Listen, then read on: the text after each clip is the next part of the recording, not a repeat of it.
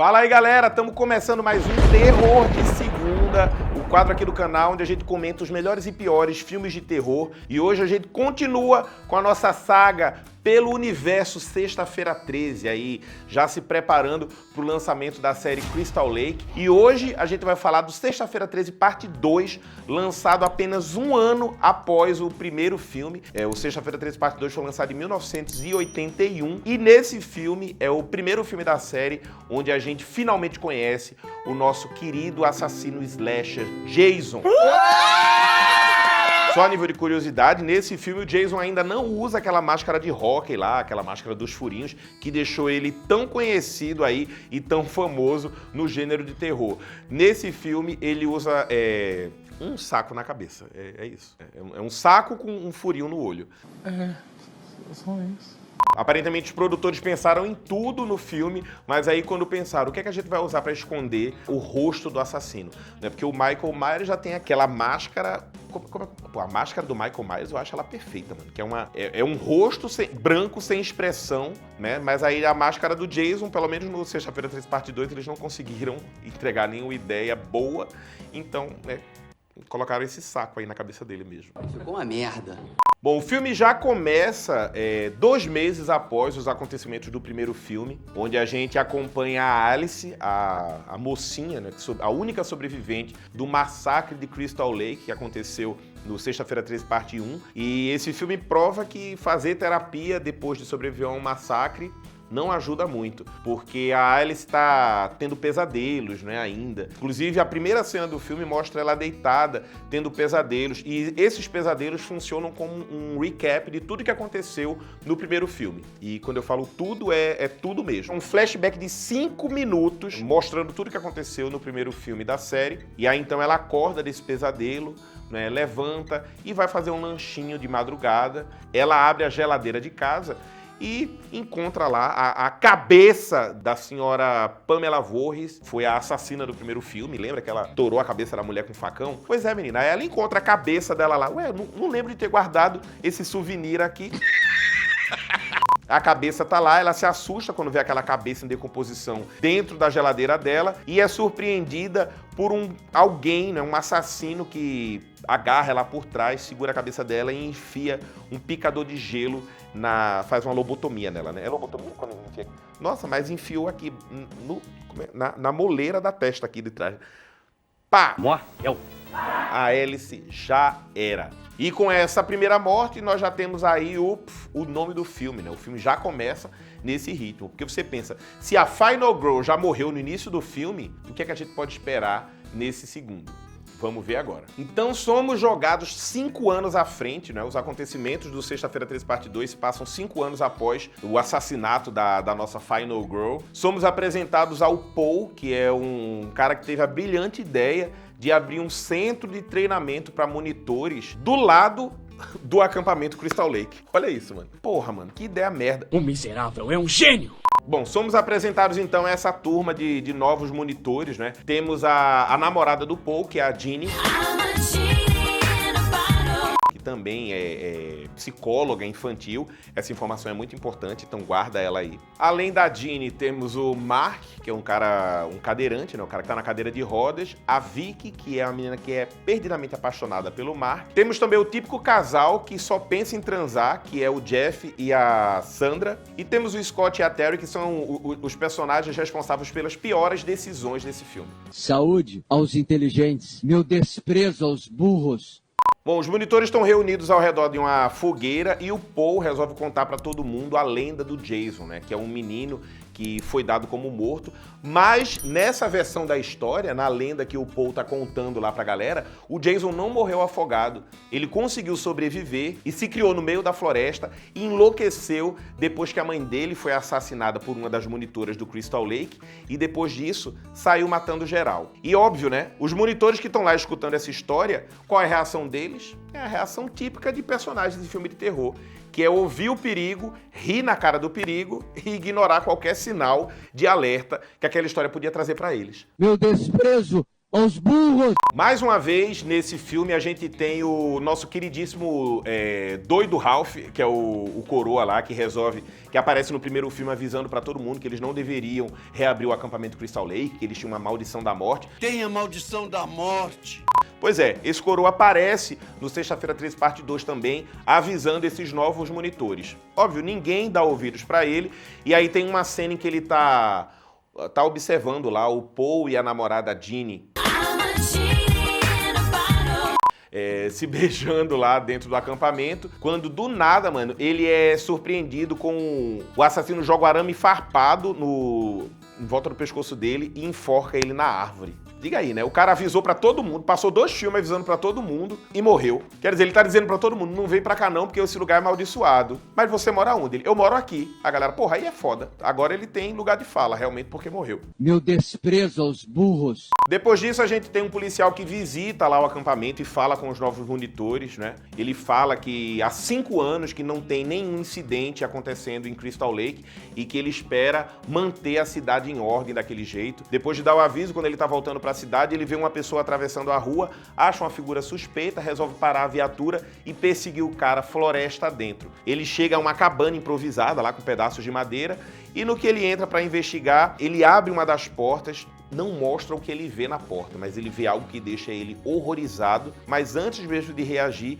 ele é surpreendido pelo assassino por trás dele, que acerta ele com uma martelada, sabe com a parte das costas do martelo, aquela parte de tirar o prego? Pois é, ele dá uma martelada daquela na cabeça do policial e temos aí mais uma morte, provando que, né, as autoridades policiais não são respeitadas da franquia Sexta-feira 13. Você é matador. Que polícia. Enquanto isso, no acampamento, os monitores fazem o que todo monitor na franquia Sexta-feira 13 faz, que é nada. Eles estão lá, né, se paquerando. A Terry resolve nadar nua no lago. Por que não? Tirou a roupa, se jogou no lago. Quando ela tá voltando da natação noturna dela, o Scott, ai nossa, que pessoa adorável, pegou as roupas dela e tá lá, né, ameaçando, não vou te entregar, não vou te entregar. Distraído pela roupa ou pela menina nua na frente dele, ele pisa numa armadilha, uma corda lá, que acaba levantando ele e deixa ele pendurado de cabeça para baixo. A Terry pega as roupas dela e vai buscar um canivete para poder cortar a corda e ajudar o Ralph, que tá lá pendurado de cabeça para baixo. Enquanto ela tá procurando o canivete, o assassino encontra o Ralph primeiro naquela situação e direciona o facão delicadamente no pescoço do rapaz e abre a garganta dele, deixa ele vazando lá de cabeça para baixo. Nossa, que delícia, né? Quando a Terry volta com o canivete para ajudar ele, encontra o rapaz pendurado de cabeça para baixo, morto, né? Começa a gritar desesperada, mas antes de fugir ali é surpreendida pelo assassino. A gente não sabe exatamente o que acontece com ela, mas a gente sabe que nos filmes de Sexta-feira 13, se você vai de encontro com o Jason, acabou para você, né? Lá na casa onde estão os monitores, uma parte dos monitores saíram, né? Foram encher a cara, afinal, sexta-noite. Hoje é sexta-feira! Foram encher a cara no bar e a outra parte dos monitores ficaram na casa. Inclusive o Mark, que é o rapaz que tá na cadeira de rodas, e a Vi, que é a namoradinha dele, que decide ficar lá fazendo companhia. Eles dois estão lá, né, naquela coisa, naquele clima de... E aí, vamos se pegar ou não vamos? A Vi que vai no banheiro pra se preparar, e quando eu falo se preparar, ela se prepara mesmo. Inclusive tem a cena dela até colocando perfume na... E enquanto o Mark tá lá esperando ela, ele sente uma presença meio estranha, fica desconfiado. Essa, inclusive, olha, eu lamento muito, mas é uma das mortes mais memoráveis de toda a franquia Sexta-feira 13. É muito forte essa aspa. Que é quando o Mark tá investigando de onde vem o barulho e é surpreendido pelo assassino que dá com o facão na cara dele e depois empurra a cadeira de roda. E a cadeira de roda vai descendo uma escadaria na chuva. Nossa, olha, essa... é pura poesia. E o Jason, ele tá aí, ó, trabalhando na escala 6x1, sem descanso mesmo. Porque depois de matar o Mark, ele sobe pro primeiro andar e encontra o Jeff e a Sandra, né, que é aquele casal que... Então eles estão lá naquele momento gostoso. E muito sexy. Enquanto no primeiro filme o assassino esperou o momento acabar e matou um de cada vez, nesse o Jason tá eficiente demais. Então assim que o ato tá terminando, o Jason aparece e surpreende o casal na cama com uma lança e atravessa os dois com a lança. Nossa, uma cena também memorável, viu? A gente só vê a lança aparecendo por baixo da cama ensanguentada e a gente sabe que, olha, espetinho tá pronto. Essa carne tá sangrando. Bom, a Vicky, que é super apaixonada pelo Mark, nem sabe ainda que o amado dela morreu e foi jogado escadaria abaixo, tá procurando ele, mas aí ela entra no quarto e quando ela tira o lençol é surpreendida pelo Jason. E esse é o primeiro momento em que a gente vê a figura do Jason nesse filme, pra decepção de todos, né? Porque é basicamente um espantalho com um saco de pão na cabeça, amarrado com um furinho do olho. Já te disse pra tirar essa máscara. Bom, ele surpreende a Vicky e mata ela esfaqueada. Inclusive a cena, quando ele vai se aproximando com a faca, eu não sei vocês, mas eu fiquei com agonia porque a unha dele tá preta, sabe? Machucado, parece que alguém... Mas também, né, o Jason matando gente mundo afora deve ter prendido o dedo em algum lugar e se machucado. Quando o Paul e a Jeannie voltam do bar e aí se deparam com aquela cena de massacre, né? Vem que o acampamento virou um matadouro. O Jason ataca o Paul primeiro, né? A Jeannie fica desesperada lá, é perseguida pelo Jason, ela consegue correr por dentro da mata e se esconder na cabana, né? Aquela mesma cabana que o policial encontrou. A Jeannie...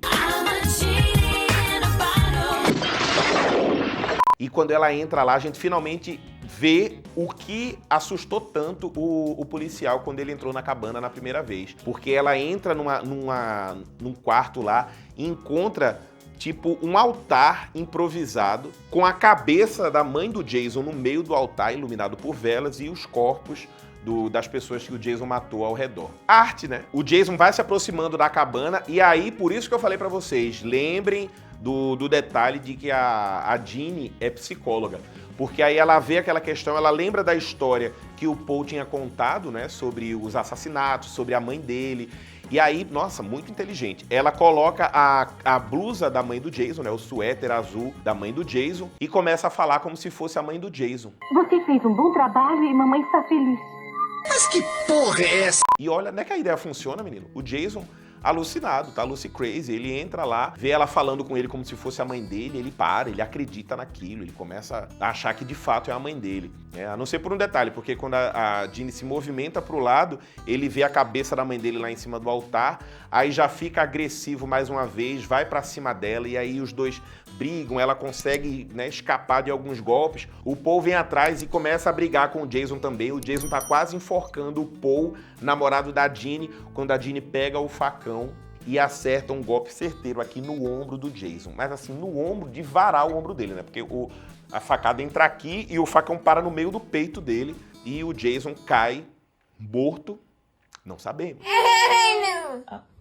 Mas ele cai do lado deles lá, então eles saem daquela cabana, voltam pro acampamento, resolvem ligar pra polícia. Nossa, que momento bom, né? Que ideia boa que eles tiveram de ligar pra polícia. E ainda são surpreendidos ainda, tem alguém chegando, arranhando a porta. Quando eles abrem, na verdade é a cachorrinha da Jeannie, que tinha desaparecido no início do filme e que aparece lá na hora. Um momento super fofo no filme, mas como a gente tá falando de Sexta-feira 13, tá faltando o quê? O susto final. Na hora que ela levanta para receber a cachorrinha, o Jason quebra a janela por trás dela, agarra ela, e aí é a primeira vez que a gente vê o Jason sem o saco na cabeça. E olha, menino, quanto cabelo, né? É a primeira vez que a gente vê o Jason cabeludo. Eu não sabia que o Jason cabelo que tá precisando de uma hidratação urgentemente. Ele se joga, agarra ela, aquela cena em câmera lenta, desesperadora. Meu Deus, o que aconteceu? A gente tem um corte logo em seguida e mostra a Jeannie sendo levada pelos médicos aí para uma ambulância. A gente fica meio sem saber se aquilo que aconteceu foi de fato um sonho, foi uma alucinação, ou se de fato aconteceu, porque o filme não mostra nem o que aconteceu com o Jason e nem o que aconteceu com o Paul, o namorado da Jeannie. E o filme é encerrado aí. Só isso. E temos aí então Sexta-feira 13 parte 2, segundo filme da franquia Sexta-feira 13, o Jason ainda sem a famosa máscara de hóquei, mas entregando já, né, cenas memoráveis, mortes que são lembradas pelos fãs da franquia até hoje.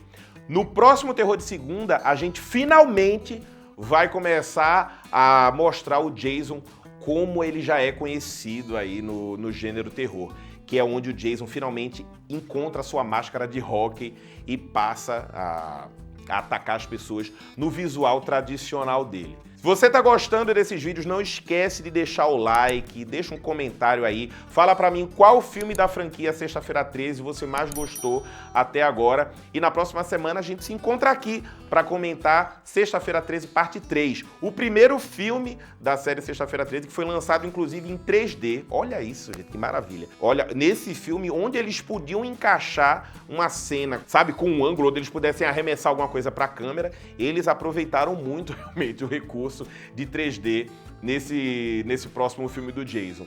Até lá, eu sou o Júnior Chicó e esse foi o Terror de Segunda. Tchau, galera!